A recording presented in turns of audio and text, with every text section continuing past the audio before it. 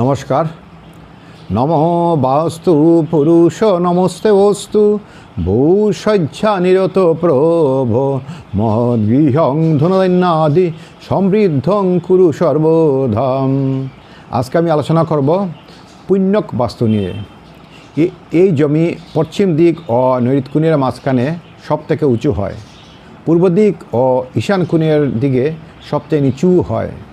এই প্রকার পুণ্যক জমিতে বসবাস করলে শুভ লাভ হয়, সংসারে আয় উন্নতিটা খুবই ভালো হয়।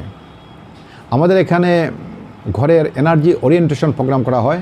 এই বিদ্যা আমার বাইরে থেকে আয়ত্ত করা। এখানে প্রধানত 5টি জিনিসের উপর জোর দেওয়া হয়। প্রথম হচ্ছে গিয়ে বাস্তু, ঘর বা প্লেটের যাবতীয় বাস্তুদোষ বিচার করা হয়। সেকেন্ড হচ্ছে গিয়ে হাই এনার্জি পয়েন্ট, ঘর বা প্লেটের প্রতি রুমের হাই এনার্জি পয়েন্ট বের করা হয় এবং এই হাই এনার্জি পয়েন্টে যদি বাচ্চারা পড়াশোনা করে বা আপনি যদি ব্যবসা করেন তো অতি শুভ ফলদায়ক। 3 নম্বর হচ্ছে গিয়ে নবগ্রহ বিচার, আপনার ঘরের প্রতি রুম কোন গ্রহের অবস্থানে আছেন তা বের করা হয়।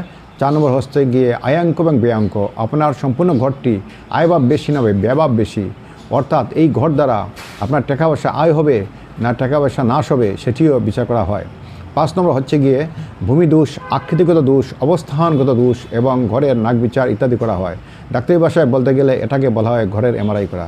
নমস্কার, হর হর মহাদেব, সকলের মঙ্গল হোক।